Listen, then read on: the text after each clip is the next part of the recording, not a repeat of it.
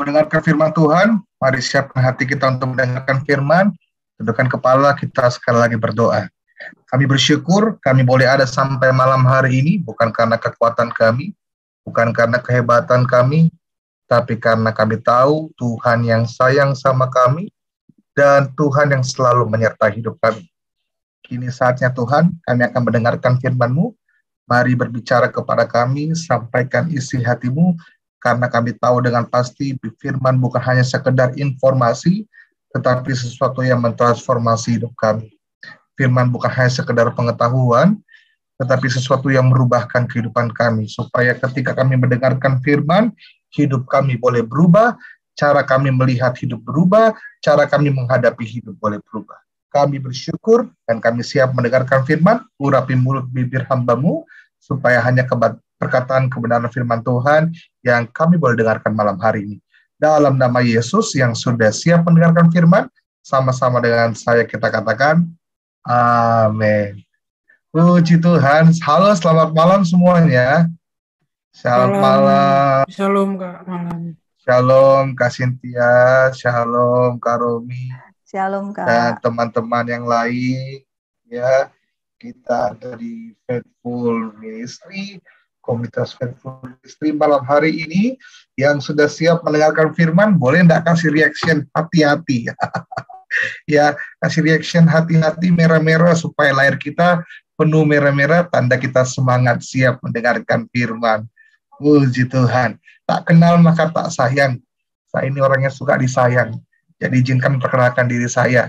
Nama saya Peter Theokaris, hamba Tuhan, melayani sepenuh waktu di Kota Makassar, Gereja Bethel Indonesia, Hope Makassar.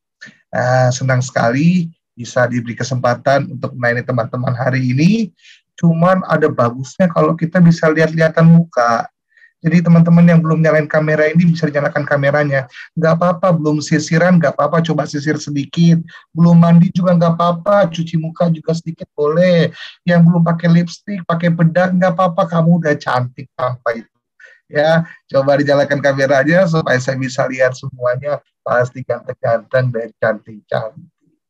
Lebih jauh lagi, boleh kasih masuk di kolom komentar, teman-teman dari daerah mana saja, apakah dari Jakarta atau mungkin ada yang dari luar Jakarta atau yang dari daerah lain, boleh dimasukkan di kolom chatnya ya, supaya kira-kira saya tahu apakah semua ini dari Jakarta.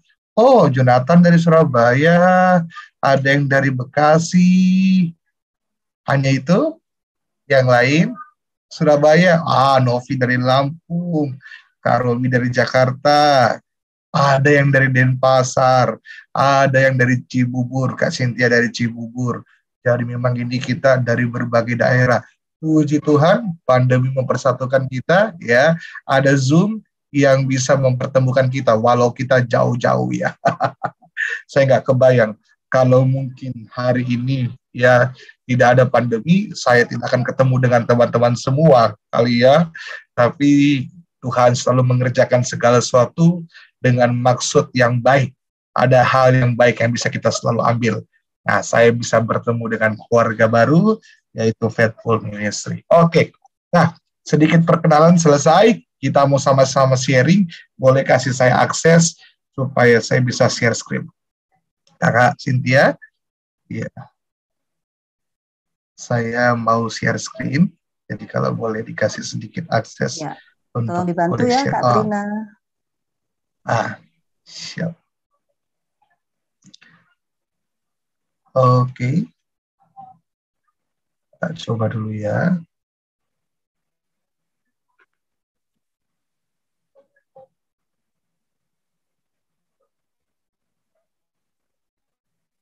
Harusnya udah bisa. Oh ya, udah bisa. Sebentar.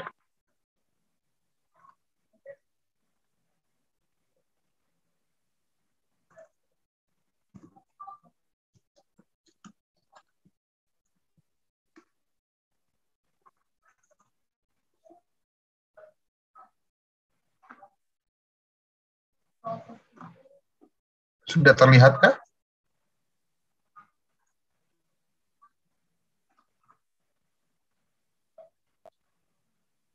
Sudah ya? Ya, sudah ya. Kak. Sudah, Kak. Hari ini kita mau berbicara tentang tema yang diberikan kepada saya, yaitu cinta Tuhan sekarang. Wah, ini bagus temanya ini. Jadi mengasihi Tuhan itu sebenarnya bukan berbicara tentang kapan atau waktu yang paling tepat. Karena begini, mengasihi Tuhan itu adalah kesempatan bagi kita. Jadi selama kita masih hidup, selama kita masih bernafas, hidup kita ini justru adalah kesempatan untuk mengasihi dan mencintai Tuhan. Ya, teman-teman, saya mau bilang begini, bukan sebenarnya di masa pandemi saja, tapi dari dulu kan kita sudah tahu, segala sesuatu bisa terjadi di luar dari perkiraan kita. Di masa pandemi ini, dulu awalnya kita pikir virus corona ini berbahaya untuk yang berusia lanjut atau lansia. Opa oma kita, kakek nenek kita, berbahaya buat mereka. Tapi ternyata lama-lama banyak varian juga berbahaya untuk semua orang, bahkan anak kecil. Ada banyak penyakit yang mungkin kita nggak bisa kira-kira, kita nggak bisa duga. Siapa yang menduga akan ada pandemi hampir kurang lebih 3 tahun ya. 3 tahun kita di pandemi ini, kalau anak bayi umur 3 tahun dia sudah bisa jalan. Itu artinya memang sudah lama sekali kita ini dalam masa pandemi ya. Sudah 3 kali ganti varian, sudah 3 kali ganti gelombang ya. Saya ingat gelombang COVID yang pertama, orang itu susah cari masker.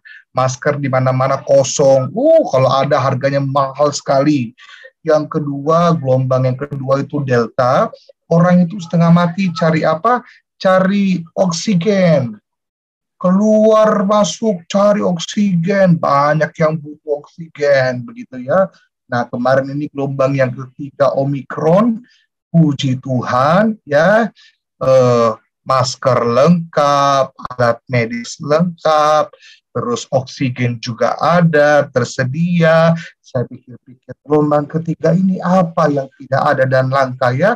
Ternyata di gelombang ketiga ini yang langka itu minyak. Ya apa hubungannya minyak sama corona gitu ya? Tapi puji Tuhan semua sudah terlengkapi. Tapi teman-teman begini, kita nggak pernah duga-duga ada sebuah wabah penyakit yang besar yang merenggut begitu banyak nyawa. Itu artinya hidup kita nggak ada yang tahu. Ya, semua orang tidak bisa memprediksi selama apa mereka akan hidup. Tapi kalau kita masih diberi nafas, itu adalah kesempatan buat kita untuk mengasihi Tuhan. Jadi jangan pernah bilang, saya akan betul-betul sungguh-sungguh untuk Tuhan, di nanti kalau saya sudah berusia lebih dewasa, ya. Karena kita nggak pernah tahu, syukur puji Tuhan lah kalau Tuhan bawa kita sampai di situ. Tapi saya mau bilang begini, kalau anak-anak muda di masa mudanya cinta Tuhan dengan luar biasa, mengasihi Tuhan dengan luar biasa, haleluya. Kapanpun pilihannya cuma 2 kok. Kalau bukan Tuhan yang panggil kita pulang ke surga, Tuhan yang datang duluan jemput kita. Jadi pilihannya cuma 2.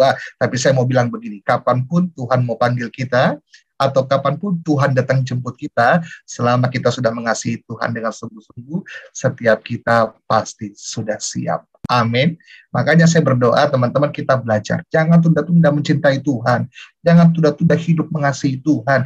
Jangan tunda-tunda hidup jor-joran buat Tuhan. Apalagi masih muda, tenaga masih banyak ya. Kita kalau mau mencapai sesuatu, misalnya mau masuk sekolah yang kita inginkan, atau mau ujian, mau dapat hasil yang bagus, kita kerja setengah mati, kita belajar setengah mati, effortnya gede, tapi kalau untuk Tuhan kok seringkali kita males-malesan perhitungan, padahal kalau kita mengerjakan ujian dengan baik, yang kita dapatkan hanyalah nilai. Tapi kalau kita sungguh-sungguh mengasihi Tuhan, sungguh-sungguh mencintai Tuhan, kita sedang berusaha dan kita sedang mengerjakan sesuatu yang memberikan kita hidup yang kekal. Makanya saya berdoa kita jadi anak-anak yang sungguh-sungguh mengasihi Tuhan. Nah, saya mau sharing kisah tentang pohon ara.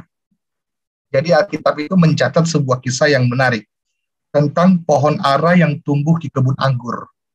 Lucu ya, pohon ara harusnya tumbuh di mana?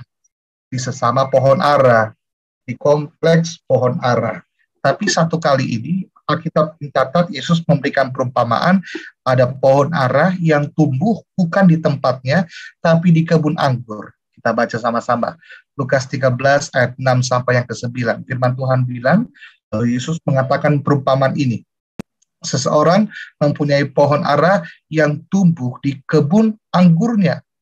Dan ia datang untuk mencari buah pada pohon itu. Tetapi ia tidak menemukannya. Jadi pohon ara ini tumbuh tidak pada tempatnya. Kalau pohon ara ini bisa ngomong, mungkin dia bilang begini, kenapa saya ada di sini ya? Harusnya kan saya tumbuh di sesama pohon ara, di kebun pohon ara, bukan di kebun anggur. Ini bukan tempat saya. Ini salah tempat ini. Kurang lebih begitu ya. Tapi perhatikan kalimat yang terakhir teman-teman. Setelah dikatakan seorang punya pohon ara yang tumbuh di kebun anggur, ada kalimat ini. Dan ia datang untuk mencari buah pada pohon itu, tapi ia tidak menemukannya. Nah, bisa nggak kita belajar dari apa yang baru kita baca?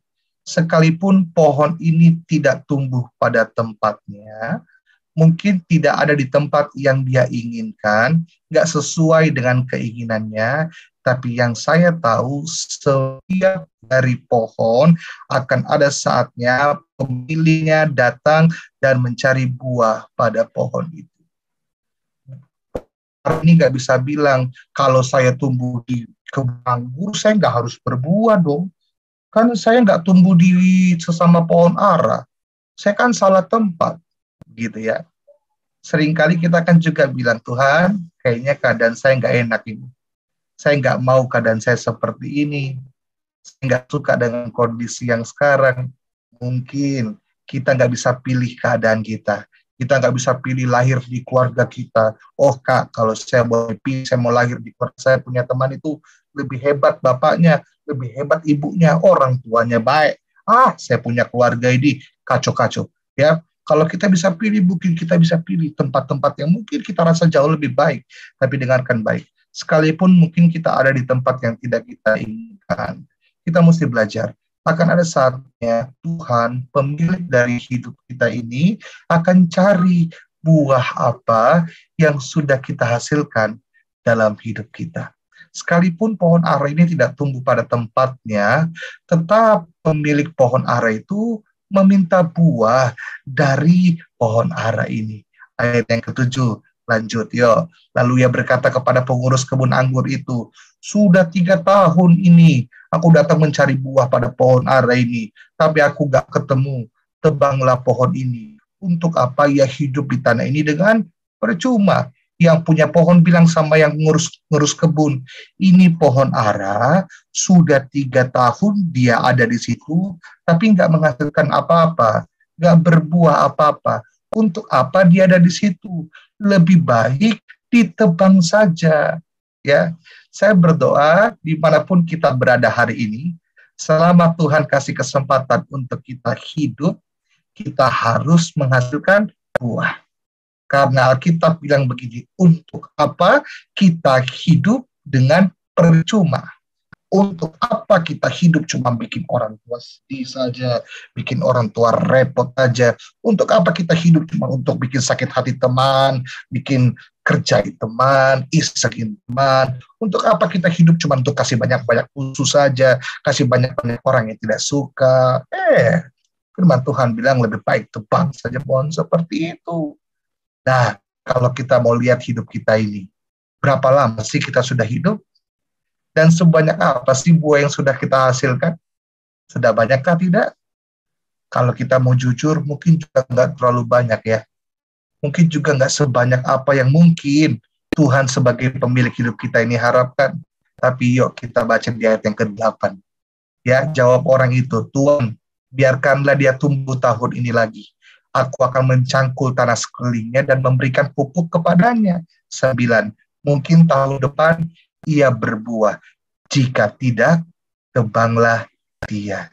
Oh, saya suka sekali ayat yang terakhir ini. Karena sekalipun selama 3 tahun pohon ara ini tidak berbuah, tapi di ayat yang ke-8, sang pengurus kebun itu bilang begini, Tuhan, kasih dia tumbuh 1 tahun lagi. Kalau dia tidak berbuah, baru kita tebang. Aku akan cangkul tanah sekelilingnya dan memberikan pupuk kepadanya. Ayat ke-8 dan ayat ke-9, kalau kita mau simpulkan, itu adalah kesempatan yang diberikan untuk sebuah pohon ara yang tidak berbuah. Saya tahu Tuhan sayang kita. Mungkin sampai hari ini ada banyak hal yang kita bukan buah yang baik yang kita hasilkan, atau kita bilang, Tuhan, kayaknya memang saya belum berbuah banyak untuk orang tua, belum berbuah banyak untuk kakak-kakak rohani, belum menghasilkan dampak yang banyak buat teman-teman saya. Tapi saya bersyukur Tuhan itu sayang kita. Makanya selama kita masih hidup, ayat ke-8 ke-9 memberikan kita sebuah keyakinan bahwa Tuhan sedang memberi kesempatan untuk kita. Kesempatan apa saja? Kesempatan untuk jadi berkat. Kesempatan untuk menyenangkan hati orang-orang di sekitar kita, menyenangkan orang tua, menyenangkan sahabat, menyenangkan teman-teman, terutama menyenangkan Tuhan. 3, kesempatan untuk berbuat baik, menolong, dan berbakti buat orang-orang sekitar kita. Yang keempat, kesempatan untuk mengupgrade diri, mencapai pencapaian terbaik, bertumbuh semakin hebat. Ya, jadi Tuhan itu selalu kasih kita kesempatan. Dan yang terakhir, yang paling penting, kesempatan untuk sungguh-sungguh mengasihi Tuhan. Jadi kalau kamu masih hidup sampai hari ini, seringkali kita mesti sadar dan jujur. Bukan karena kita hebat, toh. Kita masih hidup bukan juga karena kita sudah banyak berbuah. Kita masih hidup bukan juga kita sungguh-sungguh mengasihi Tuhan mungkin ya. Kita ini masih suka bercanda kok sama Tuhan. Tapi kalau kita masih hidup, Tuhan sayang kita. Dan Tuhan kasih kita kesempatan. Nah teman-teman, hidup itu adalah kesempatan. Tapi teman-teman mesti mengerti, Tuhan sayang kita dan akan selalu beri kita kesempatan. Tapi kita mesti jujur. Kita nggak akan pernah tahu kapan kesempatan itu disebut sebagai kesempatan yang terakhir. Tuhan di pihak kita, tapi boleh jujur nggak? Saya mau kasih tahu dan ingatkan, waktu tidak di pihak kita. Tuhan di pihak pada kita, tapi waktu tidak. Tuhan akan selalu kasih kita kesempatan, tapi tidak dengan waktu.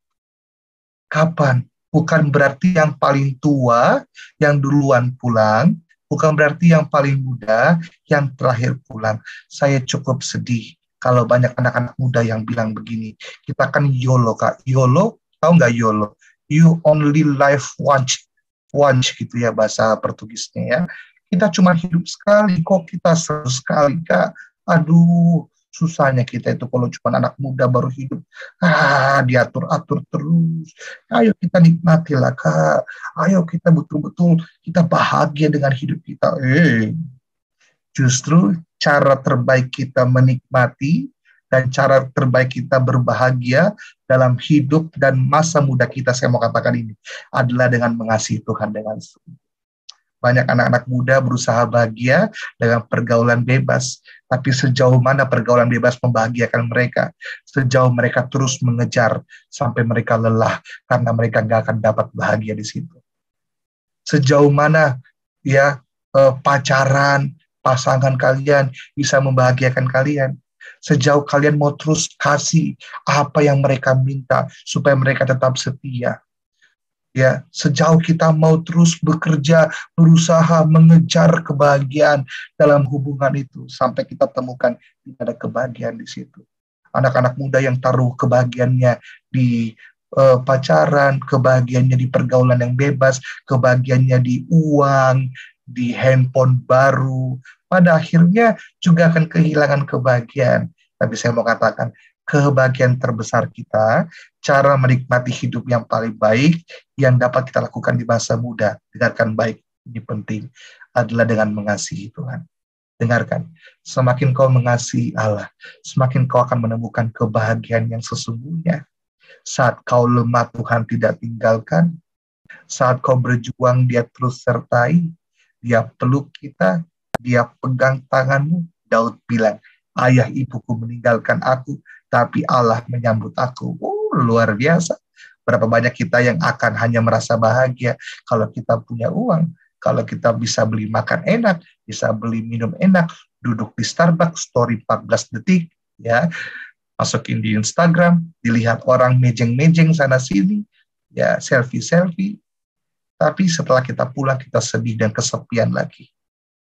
Tapi banyak kita yang walaupun hidup sederhana, uang tidak terlalu banyak juga, cuma punya teman 1, 2, 3 orang, tapi kita mengasihi Tuhan dengan sungguh, kita melayani Tuhan, kita setia, kita jaga hidup kita, oh haleluya. Wah, kita mengalami dan menikmati hidup yang berbahagia. Setuju dengan saya? Amin. Nah, teman-teman, saya mau bicara tentang mengasihi Allah. Itu artinya kita mengerti bahwa hidup ini adalah kesempatan untuk kamu mengasihi Tuhan. Tapi kita juga mesti mengerti apa alasan kita mengasihi Tuhan. Alasan kita mengerjakan sesuatu itu menolong kita untuk terus mengerjakannya. Kalau kamu punya alasan yang kuat, maka apapun yang kau kerjakan, kau akan punya tekad yang kuat untuk menyelesaikannya. Waktu saya kuliah, ya, saya itu susah sekali sebenarnya baca buku terlalu banyak. Apalagi waktu skripsi, ngerjain tugas akhir. Mungkin teman-teman kalau di sekolah mau ujian akhir gitu ya, banyak banget tugasnya, Kak. Banyak banget tugasnya. Tahu nggak? Waktu saya kuliah, ada banyak orang yang tidak selesai kuliahnya. Nggak selesai tugas akhirnya. Kenapa? Mereka berhenti begitu saja. Tapi kenapa saya nggak berhenti dan meninggalkan kuliah saya? Karena saya punya alasan yang kuat. Satu, saya mau menyenangkan orang tua, saya mau buat orang tua saya bahagia dan bangga, saya selesaikan kuliah saya. Dua, yang pasti saya mau menyenangkan Tuhan, saya mau buat Tuhan juga bangga. Tiga, saya tahu kuliah itu baik buat saya. Jadi saya punya alasan yang kuat sehingga saya nggak berhenti di tengah jalan. Teman-teman, kalau kita ini tuh ya mulai suka-suka sama orang, yang laki-laki suka sama perempuan, yang perempuan suka sama laki-laki, ya. Kalau kita disuruh sesuatu, kalau mama suruh kita beli minyak di warung, alasan banyak sekali. Itu minyak lagi kosong, katanya lagi mahal, lagi jarang ada minyak, gitu ya. Tapi kalau pacar kita minta, sayang, ini di rumah nggak ada makanan, bisa minta tolong ya gojekin makanan. Oh, ngapain digojekin? Nanti saya yang antar. Gitu ya, semangat sekali. Tapi jangan sayang, ini lagi hujan. Oh, jangan takut, hujan masih air, bukan batu bata. Ya. Jadi semangat sekali. Kenapa? Karena punya alasan yang kuat. Dengarkan baik. Orang-orang yang sungguh mengasihi Tuhan harus punya alasan yang kuat. Sehingga sekalipun ada masalah, sekalipun ada pergumulan, sekalipun hidup tidak enak, hidup tidak nyaman, kita nggak mudah meninggalkan Tuhan. Kita tetap setia mengasihi Allah, karena kita punya alasan yang kuat. Saya mau bagi 2 alasan utama kenapa kita mengasihi Tuhan. Yang pertama, kita harus mengerti. Kita mengasihi Tuhan karena Tuhan sudah lebih dulu mengasihi kita. Alkitab bilang begini, kita mengasihi karena Tuhan sudah lebih dulu mengasihi kita. Izinkan saya bagi ya, dalam Yohanes pasal yang ketiga, ayat yang ke-15. Saya tampilkan dulu buat kita semua.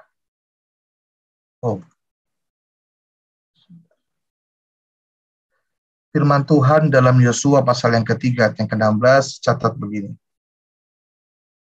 Sudah terlihat kah? Belum?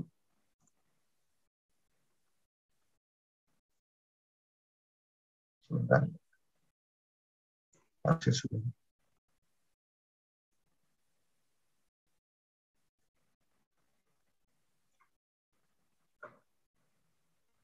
Besar. Ini.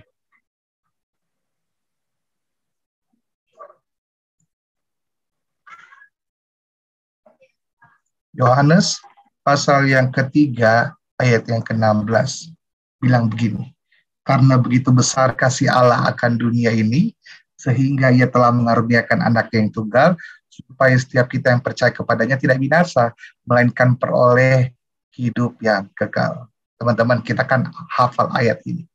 Tuhan Yesus sayang sama kita, maka dia korbankan dirinya jadi manusia. Allah sayang sama kita, dia korbankan bukan yang kece-kece. Surga itu kaya kok. Kalau Tuhan mau kasih kita harta, dia bisa kasih banyak sekali. Kalau Tuhan mau kasih kita emas, dia mau kasih kita rumah mewah, bisa. Surga itu kaya raya. Tuhan bisa kasih apa saja. Tapi kenapa yang Tuhan kasih Yesus? Karena Yesus adalah hal yang paling berharga yang Allah punya.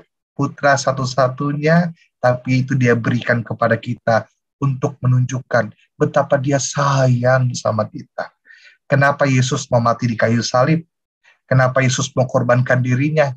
Yesus mau curahkan darahnya. Kenapa Yesus mau tinggalkan surga? Dengarkan baik. Yesus tinggalkan surga, Yesus curahkan darahnya, Yesus berkorban bagi kita hanya untuk membuktikan bahwa kita jauh lebih berharga dari surga bahkan darahnya. Dia korbankan semuanya itu, dia tinggalkan karena dia mau kasih tahu kita surga bahkan darah yang tercurah tidak lebih berharga daripada kita yang disayanginya. Oh, jadi Tuhan itu sayang sama kita. Yohanes 15 ayat 13, tidak ada kasih yang lebih besar daripada kasih seorang yang memberikan nyawanya untuk sahabat-sahabatnya. Yesus bukan cuma kasih kita harta, bukan cuma kasih kita tahta, bukan cuma kasih kita apa yang kita seringkali minta di dunia ini, tapi dia kasih kita pribadinya. Karena dia tahu yang paling kita butuhkan adalah pribadi. Ya, kita ngerti ya, orang tua kita bisa punya banyak uang. Mama bisa beliin kamu HP, mama bisa beliin kamu mobil, atau dia kasih kamu semua fasilitas. Tapi uang, HP, mobil, dan fasilitas itu tidak akan pernah bisa menggantikan kehadiran mama buat kamu. Setuju dengan saya? Jadi yang paling penting yang dibutuhkan seorang anak adalah kehadiran dari orang tuanya. Makanya Allah tahu, dia nggak kasih kita harta, dia kasih Yesus. Makanya Yesus disebut sebagai Allah Immanuel, yang mengasihi kita dan selalu bersama-sama dengan kita. Roma 5 ayat 8, Allah menunjukkan kasihnya kepada kita, oleh karena Yesus sudah mau mati. Untuk siapa? Untuk kau dan saya. Waktu kita dalam keadaan baik? Tidak. Waktu kita dalam keadaan oke? Tidak juga. Waktu kita berhasil dalam sekolah kita? Tidak. Waktu kita setia melayani Tuhan? Tidak. Kapan Tuhan mati buat kita? Waktu kita seringkali melukai hati Tuhan. Waktu kita seringkali masih mengecewakan Tuhan. Waktu seringkali kita tidak mengasihi Dia. Waktu seringkali kita lebih pilih teman-teman kita, bestie kita. Waktu kita seringkali lebih pilih jalan-jalan di mall daripada melayani Dia. Waktu seringkali kita lebih pilih me time self-healing ya. Sekarang orang lagi sering dengar healing 7 keliling gitu ya. Makan-makan enak, mustika supaya kita waras. Aduh, ya berat banget ya. Mustika ya, kita self-healing. Makan all you can eat, enak-enak gitu ya. Aduh, ini anak-anak muda banyak yang healing, makan-makan enak, sembuh tidak, gemuk iya. Jadi mesti dijaga juga ya. Tapi dengarkan baik. Kita belajar. Yang pertama, kenapa kita mengasihi Tuhan? Saya cuma mau ingatkan, Yesus sudah sayang kita. Bukan berarti kita dituntut untuk mengasihi Tuhan kembali. Tuhan paksa kita. Saya sudah sayang kamu, kamu juga harus sayang saya. Enggak. Tapi saya belajar begini loh. Cinta dan kasih itu selalu menggerakkan. Kalau saya tahu ada orang yang sayang sekali sama saya, contoh orang tua saya. Orang tua saya nggak pernah minta balas kok. Orang tua saya nggak pernah tuntut saya untuk kembali mengasihi dia. Tapi saya dari kecil rasa bagaimana mereka sayang saya, bagaimana mereka pelihara saya, bagaimana mereka perhatikan saya. Dan cinta selalu menggerakkan, kasih selalu menggerakkan. Saya nggak perlu terpaksa untuk sayang mereka. Saya nggak perlu terpaksa untuk mengasihi mereka.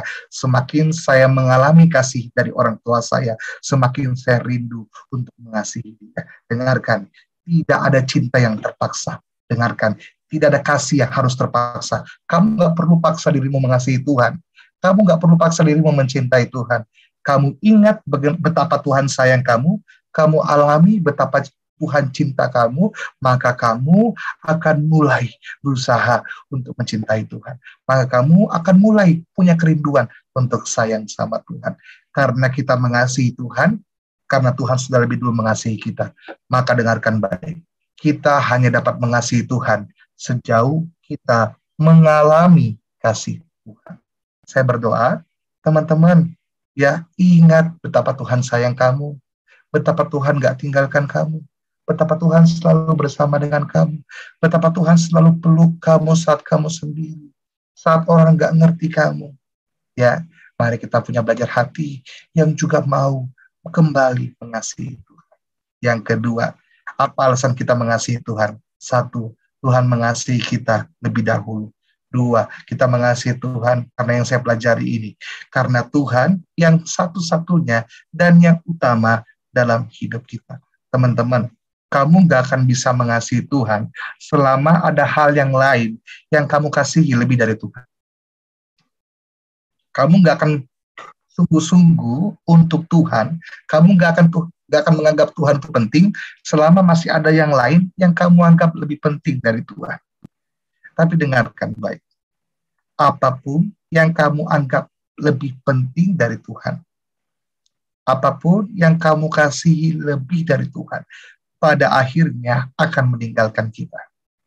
Alkitab bilang begini, segala sesuatu akan lenyap, tapi hanya Tuhan dan firman-Nya yang akan tinggal tetap. Orang tua kita sayang kita, tapi orang tua kita terbatas. Bisa mengecewakan kita, mungkin juga punya kesalahan. Bestimu, ya, yang kau save kontaknya Besti, E-nya 3, supaya panjang Besti, gitu ya.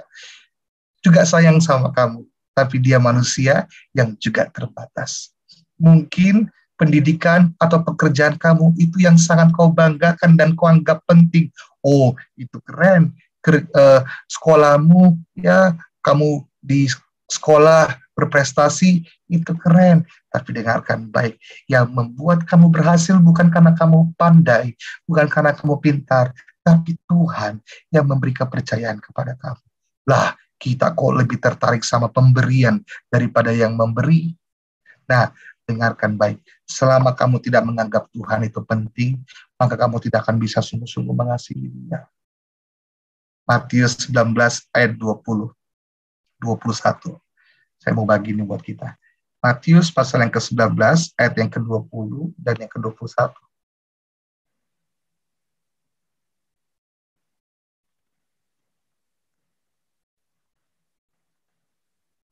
Matius pasal yang ke-19 ayat yang ke-20 dan 21. Oh, sorry.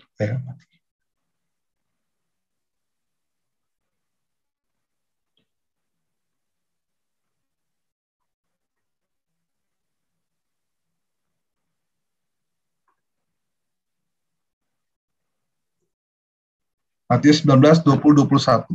Kata Yesus kepadanya, jikalau engkau hendak sempurna, pergilah jualah segala milikmu dan berikan kepada orang miskin. Maka engkau akan beroleh harta di sorga, kemudian datanglah kemari dan ikutlah aku. Satu kali seorang muda datang ketemu Yesus, dia bilang begini, Tuhan, apa yang aku harus lakukan supaya aku punya hidup yang kekal? Yesus bilang, lakukanlah semua firman Allah.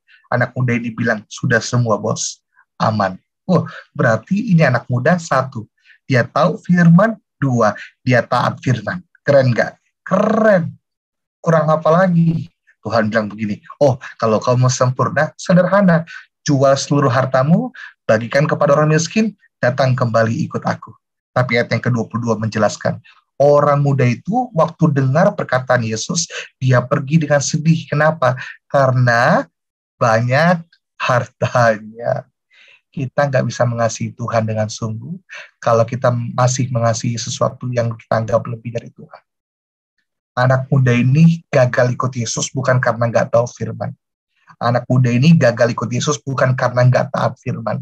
Dia ngerti firman, dia udah lakukan katanya, tapi dia gagal mengikuti Yesus karena dia masih punya sesuatu yang dianggap lebih penting dari Tuhan. Saya nggak tahu apa yang kamu anggap lebih penting dari Tuhan hari ini. Ya, mungkin popularitas, mungkin pencapaian, prestasi, atau kesibukan yang lain, saya nggak tahu. Tapi jangan sampai itu mengganti posisi Tuhan di hati kita. Amin. Nah, berikutnya, Teman-teman, saya mau bagi lagi ini. Anak muda ini gagal mengikuti Yesus karena dia punya sesuatu yang dianggap lebih penting daripada Yesus. Teman-teman, kita mesti belajar. Ya, kamu nggak bisa beri segalanya untuk Tuhan kalau masih ada yang kamu anggap lebih penting dari Tuhan. Jadi kita harus mengasihi Allah karena kita tahu hanya Dialah yang terutama dan satu-satunya yang kita miliki dalam kehidupan kita. Nah, teman-teman, saya berdoa yang beneran sayang gak akan pernah terpaksa.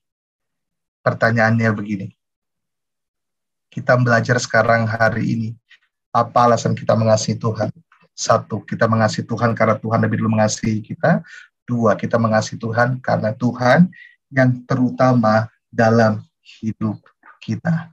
Saya rasa ini bisa membuat kita sadar betapa pentingnya kita mengasihi Tuhan. Pertanyaannya, seberapa kita di sini yang mengasihi Tuhan? Boleh kasih reaction hati-hatinya. Yuk, teman-teman. Saya kok gak ada reaction hati-hati. Oh, mesti stop sharing dulu. Yang mengasihi Tuhan kasih reaction hati-hati. Ya, seberapa di sini yang tidak mengasihi Tuhan? Coba kasih angkat tangan. Yang tidak mengasihi Tuhan, siapa tahu ada juga kan, kita kasih kesempatan aja mereka ya, yang merasa tidak mengasihi Tuhan, resennya, puji Tuhan, tidak ada. Siapa di sini yang merasa mengasihi Tuhan? Saya mengasihi Tuhan ya, atau tidak ya? Saya ini sudah mengasihi Tuhan atau belum ya? Kayaknya mengasihi Tuhan, tapi rasa-rasanya saja. Teman-teman, saya akan tutup ini. Orang yang jatuh cinta selalu punya ciri-ciri. Kalau kau mau lihat orang yang jatuh cinta, gampang. Pasti selalu ada tanda-tanda yang bisa kau lihat. Ya, sekalipun itu orang bilang, kau suka sama sini nggak? Enggak kok, enggak. Tapi kalau dia suka, dia cinta orang yang jatuh cinta selalu punya tanda-tanda. Kau bisa lihat. Nah, tanda-tanda orang yang mengasihi Tuhan, tanda-tanda orang yang cinta sama Tuhan. Saya mau bagi dengan cepat. Yang pertama, 1, orang yang cinta Tuhan akan selalu mau membangun hubungan yang intim dengan Tuhan. Omong kosong. Kalau kau bilang kau sayang seseorang, tapi kau nggak punya waktu untuk dia. Omong kosong kau bilang kau sayang Tuhan, tapi kau nggak punya waktu untuk Tuhan. Omong kosong kau bilang kau mencintai Tuhan, tapi kau bilang Tuhan saya lagi capek ini. Mungkin nanti hari Minggu saja kita ketemu. Gitu ya. Yang pertama, ciri-ciri orang yang mengasihi Tuhan adalah dia akan punya waktu yang intim dengan Tuhan. Selalu rindu dekat dengan Tuhan.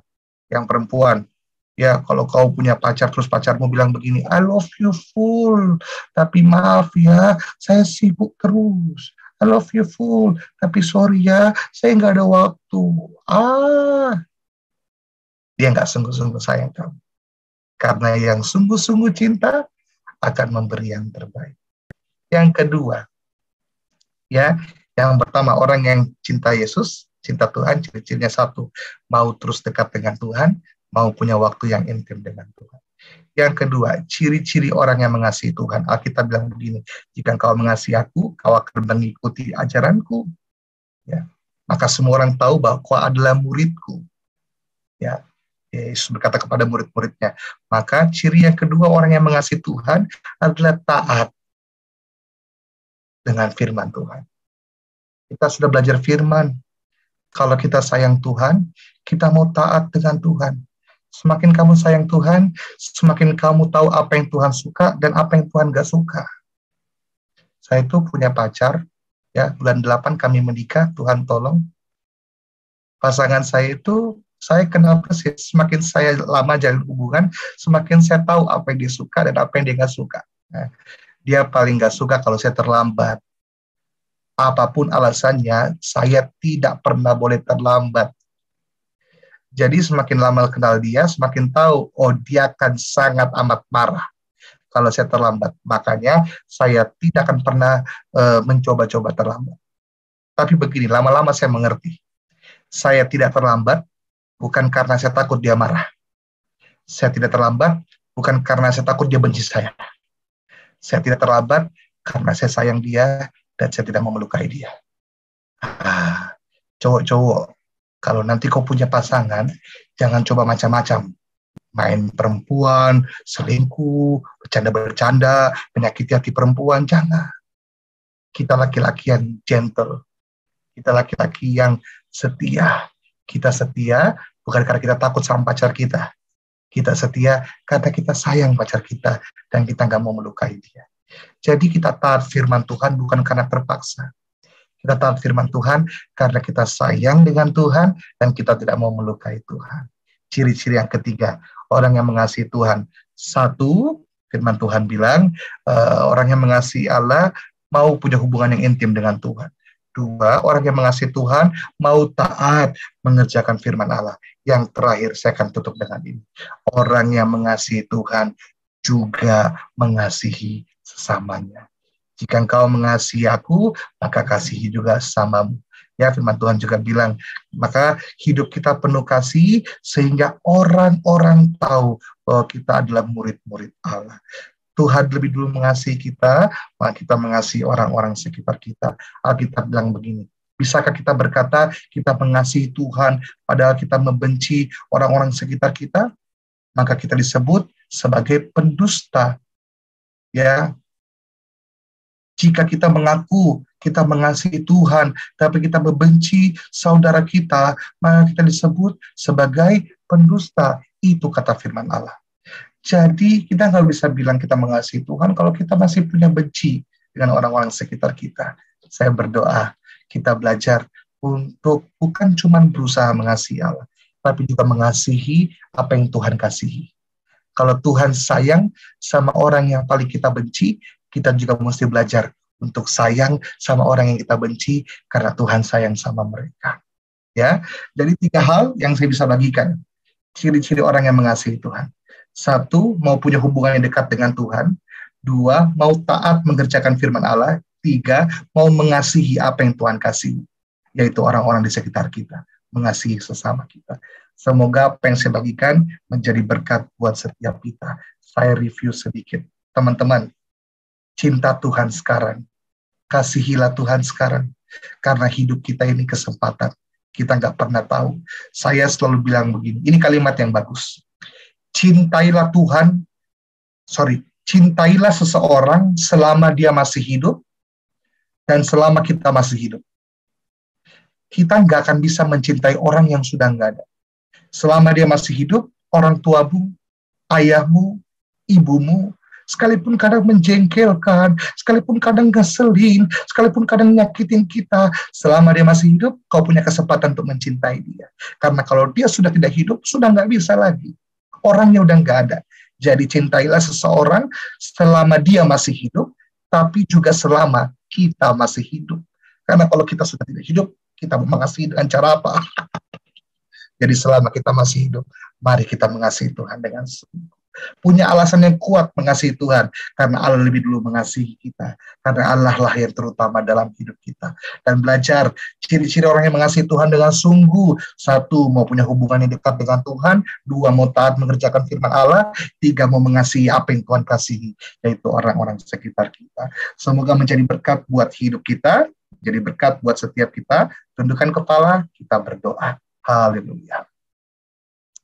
Bapa, terima kasih kami sudah mendengarkan firman-Mu dan kami tahu setiap firman yang kami dengarkan pasti jadi berkat buat hidup kami.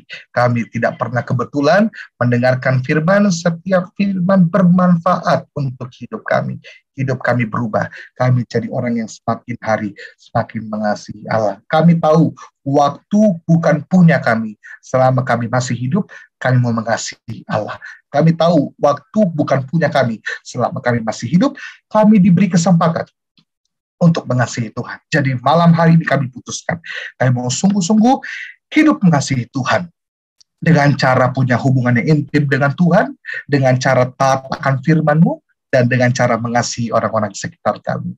Kami sudah diberkati. Berdoa dan ucap syukur dalam nama Yesus. Sama-sama kita katakan. Amin. Puji nama Tuhan. Saya kembalikan ke kakak Kak Cynthia atau Kak Romi. Ya, makasih Kak. Kak Peter, boleh ada satu pertanyaan Kak? Boleh silakan. Teman-teman ada yang mau tanya enggak? Yang mau tanya boleh silakan dibuka mic-nya. Yuk, ada enggak yang mau tanya? Silahkan, ada yang mau tanya? Ada? Aku aku Oh ya, boleh. silakan. Silakan Jonathan. Iya. Shalom Kak Peter, selamat malam. Kalau Iya. Izin masih terngiang-ngiang kuliah Kak, maaf Kak. Jadi agak kaku. Masih baru saya kelas tadi. Iya. Jadi ini Kak, saya mau bertanya. Kan tadi Kakak bahas tentang bagaimana kita bertumbuh secara rohani, tapi pada diri kita kan Kak. Ini saya mau bertanya bagaimana kita menghadapi orang yang belum bertumbuh di dalam Tuhan. Sedangkan saya juga sedang bertumbuh gitu. Kadang kan bisa memicu yang namanya bisa dia menyakiti saya, bisa saya juga menyakiti dia. Bagaimana supaya hal tersebut bisa tidak terjadi, Kak? Karena dalam beberapa minggu ini saya berhadapan dengan orang-orang, ya saya bukan bilang diri saya sudah bertumbuh, saya masih dalam proses, tapi kadang dalam minggu-minggu ini saya melihat bertemu dengan orang-orang yang ya mereka mungkin sama dengan saya dalam proses pertumbuhan, tapi akhirnya saya kayak terkesan saling menyakiti dengan dia. Itu bagaimana cara supaya itu tidak terjadi? Apa respon yang seharusnya yang dilakukan? Itu sih Kak. terima kasih Bro Jonathan, bagus banget ya. Kita kan lagi belajar nih, lagi berproses. Ketemu orang juga lagi berproses, lagi belajar. Kita banyak kekurangan, ketemu orang banyak kekurangan, seringkali suka jadi salah, saling melukai. Bagaimana tuh kayak? Nah, saya percaya begini, Bro Jonathan, Tuhan itu bisa pakai segala cara untuk membangun kita dan memperbaiki kita. Jadi bagi saya, semua yang Tuhan izinkan terjadi di sekitar saya adalah alat yang Dia mau pakai untuk mengajari saya. Jadi kuncinya adalah belajar. Kita nggak sempurna, tapi belajar. Kita tahu kok sebenarnya mana yang betul, mana yang salah. Kalau kita berdoa, Tuhan, ajari saya jadi orang yang sabar, siap-siap. Nanti Tuhan akan kirim orang-orang yang akan menguji kesabaranmu. Gitu kita berdoa, Tuhan saya ini mau jadi sabar, tiba-tiba besok ketemu orang yang menjengkelkan sekali, kita marah, Tuhan saya ini mau belajar sabar, kenapa ketemu orang yang kayak dia, jadi tidak sabar kita kan. Besoknya lagi kita ketemu orang menjengkelkan, lagi kita berdoa, Tuhan ini orang kok masih menjengkelkan, bagaimana ya Tuhan. Pada akhirnya kita sadar kita nggak bisa rubah orang itu mungkin akan tetap menjengkelkan, tapi ternyata ada yang berubah. Apa itu? Kitanya yang berubah. Orangnya nggak berubah, dia masih menjengkelkan, tapi kitanya berubah, jadi lebih sabar, jadi lebih pengertian. Jadi saya bersyukur, Jonathan juga sadar bahwa Tuhan sedang proses dan bentuk kamu. Yang paling penting adalah begini, kita mau belajar. Kalau salah, belajar akui kesalahan. Kalau kita mau bertumbuh, yang paling penting adalah mau dibentuk, ya, mau tertanam. Tidak akan tumbuh kalau tidak tertanam. Tertanam itu bicara tentang dibentuk. Ya, dibentuk dengan apa? Dengan semua yang Tuhan izinkan terjadi. Kalau kamu ketemu orang-orang yang masih berproses, kan sama. Kita ini sama-sama berproses. Lebih baik daripada menyalahkan, lebih baik diskusi. Ajak dia ngobrol. Bro, saya ini juga punya kelemahan ini. Saya emosian orangnya. Mungkin kau juga orang yang emosian. Kira-kira bagaimana supaya kita baik sama-sama? Apa yang saya perlu pelajari? Coba kau kasih masukan. Itu jauh lebih baik. Ya, daripada saling menyalahkan, lebih baik ajak untuk saling membangun. Semoga itu menjawab ya, Jonathan. Siap Kak, terima kasih Kak. Terima kasih Kak atas jawabannya. Ya. Terima kasih. Terima kasih. Kak Peter, boleh satu lagi nggak? Boleh, Kak Cynthia. Terima kasih banyak. Ya, mungkin saya mewakili teman-teman di sini ya, Kak. Yang menjadi fenomena sekarang itu, Kak, adalah pasangan beda iman, Kak. Ya. Nah, menurut pengalaman teman-teman yang saya hadapi, Kak, kemudian mereka menemukan orang pasangan beda iman, tapi mereka memutuskan untuk nggak apa-apa, tetap beda iman, kita memutuskan untuk merencanakan pernikahan. Yang penting saya tidak ikut agamanya dia. Jadi kita memutuskan untuk masing-masing. Nah, menurut Kak Peter, dan mereka mengatakan bahwa itu bentuk cinta mereka kepada Tuhan. Tolong ditanggapin, Kak. Saya nggak bilang saya nggak bilang ini kebenaran yang mutlak atau firman Tuhan bilang begini, enggak. Tapi ini yang saya percaya dan saya ajarkan kepada orang-orang di sekitar saya. Kalau teman-teman mau pakai puji Tuhan, kalau teman-teman punya pendapat lain, saya nggak mau berdebat. Tapi saya percaya begini, hubungan beda agama, kalau anak-anak rohani saya di gereja atau ada yang konsul sama saya bilang bagaimana ya Kak, saya bilang begini, pacaran beda agama atau hubungan beda agama itu berat. Ya, saya belajar ini dari Firsa Besari kalau tahu. Dia pernah tulis begini, karena ujung-ujungnya kamu harus memilih antara mengkhianati kekasihmu, mengkhianati Tuhanmu, atau lebih parah lagi, meminta kekasihmu mengkhianati Tuhannya.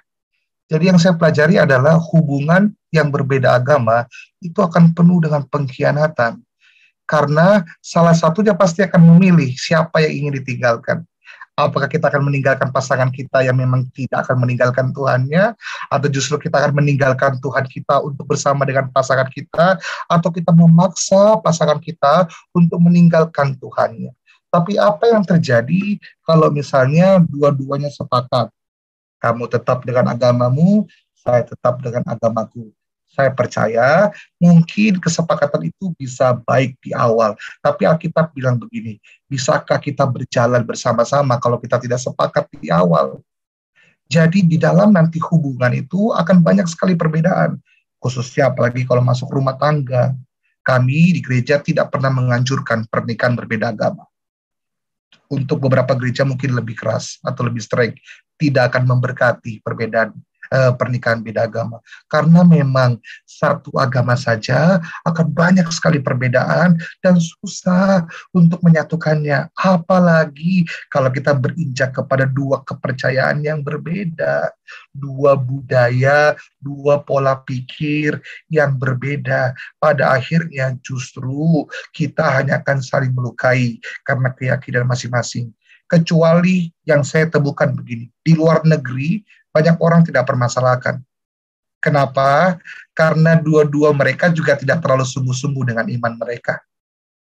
Jadi banyak orang yang betul-betul jalankan pasangannya beda agama, nggak merasa bersalah, aman-aman aja, ya karena dua-duanya juga nggak pernah serius tentang agama mereka. Mereka cuma KTP-KTP-an aja. Jadi jalan terus, lurus-lurus aja. Kok kita kan lurus-lurus aja, kok nggak pernah ada masalah? Ya karena kalian nggak pernah ngerti juga, nggak sungguh-sungguh juga dengan iman kalian. Tapi kalau orang yang sungguh-sungguh dengan imannya, pasti selektif. Lagian, saya percaya kok Tuhan nggak kurang orang buat kita. Ya, kalau kita sungguh-sungguh jadi anak Tuhan, Tuhan pasti mempertemukan anaknya dengan anaknya juga. Itu yang saya percaya dan yang seringkali saya bagikan buat teman-teman ya. Sebenarnya sih nggak harus ya. Kalau bisa jauh lebih baik kita ketemu sesama anak Tuhan. Ya, itu akan sangat menolong kita. Belum lagi kalau menghadapi perbedaan keluarga, belum menghadapi orang-orang sekitar kita, ya akan banyak yang menjadi kendala. Menurut saya sih seperti itu. Ada direspon atau tanggapi Kak Cynthia? Mungkin saya kurang menyentuh beberapa bagian atau masih ada yang kurang jelas?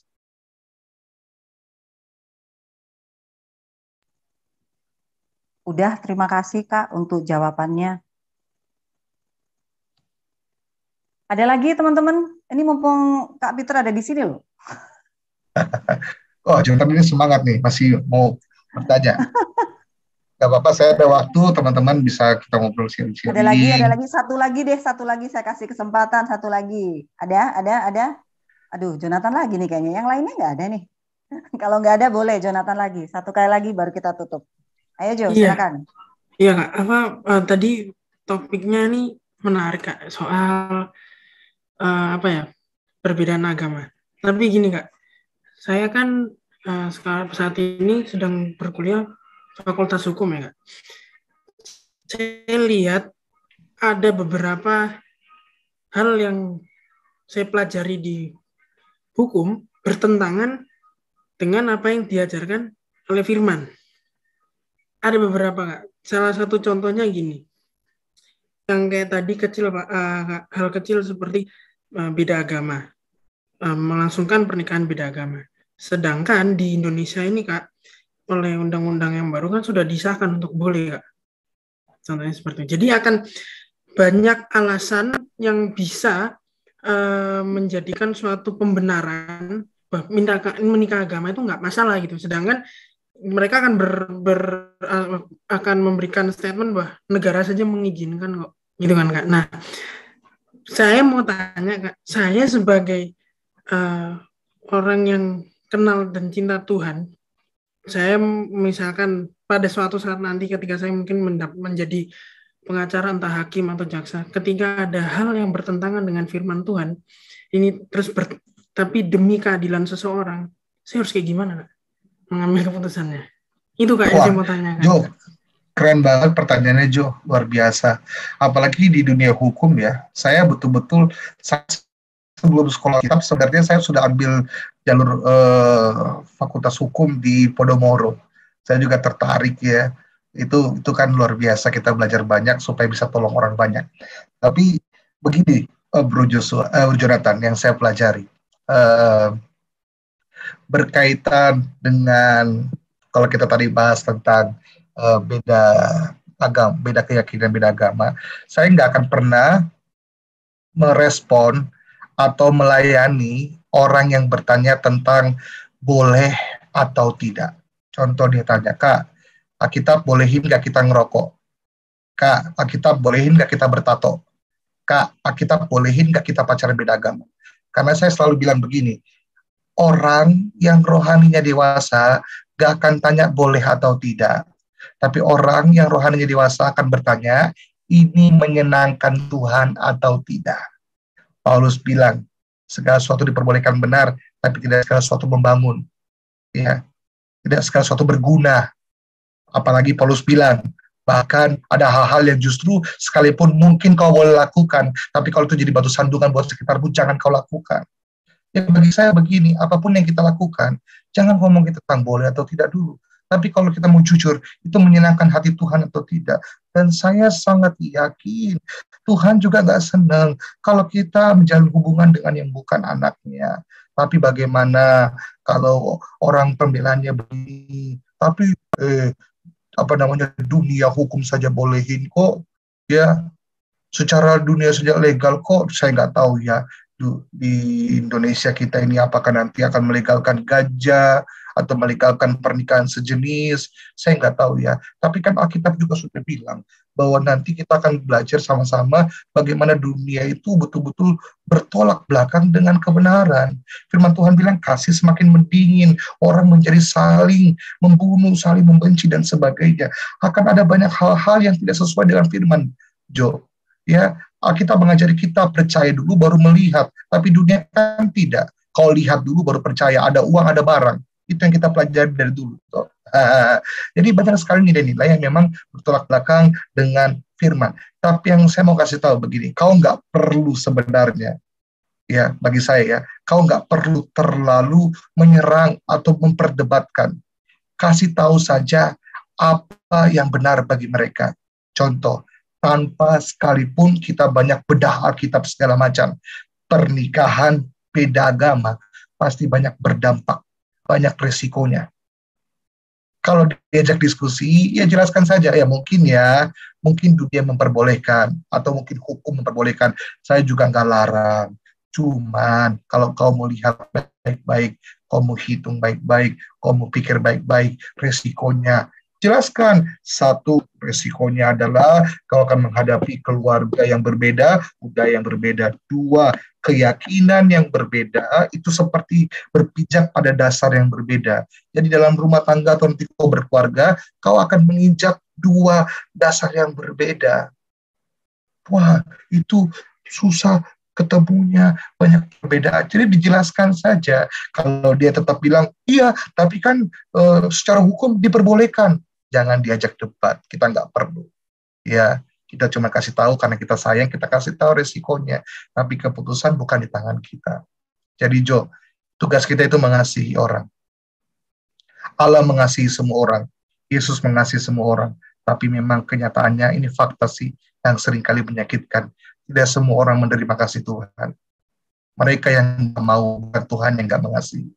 Jadi, thank you, punya hati yang besar, Jo, untuk punya hati yang mau mempertahankan firman. Itu luar biasa. Jadilah hakim atau jadilah jaksa yang jujur. Jadilah jaksa yang mengasihi Tuhan. Itu pasti luar biasa. Thank you ya, Jo. Saya terus doakan kamu. Tuhan pakai luar biasa. Amin. Amin. Terima kasih Kak Peter. Yuk teman-teman, sebelum kita tutup ibadah ini, kita naikkan dulu satu pujian. Setelah itu ditutup dengan doa syafaat oleh Jonathan. Teman-teman, mari kita bersatu dalam doa. Selamat malam Bapak, selamat malam Yesus, selamat malam Roh Kudus. Tuhan terima kasih buat hari ini Tuhan, karena Engkau masih mengizinkan kami bernafas, berkumpul kembali Tuhan di ruang Zoom ini ya Tuhan. Terima kasih Tuhan, kalau atas firman yang sudah Tuhan sampaikan melalui Kak Peter, Tuhan terima kasih, biarkan firman ini bisa juga menjadi rema dalam kehidupan kami, dan bisa menjadi bibit pertama kami untuk bisa kami bertumbuh kembali Tuhan dalam rohani kami Tuhan. Terima kasih Tuhan, berkati buat Kak Peter ya Tuhan, berikan setiap pelayanannya Tuhan, berkati keluarganya, setiap apa yang dikerjakan berhasil ya Tuhan. Terima kasih, kami juga tidak lupa Tuhan berdoa buat bangsa kami Tuhan, bangsa Indonesia, biarkan bangsa ini Tuhan urapi, jauhkan dari COVID-19, kami tangan tolak di dalam nama Tuhan Yesus.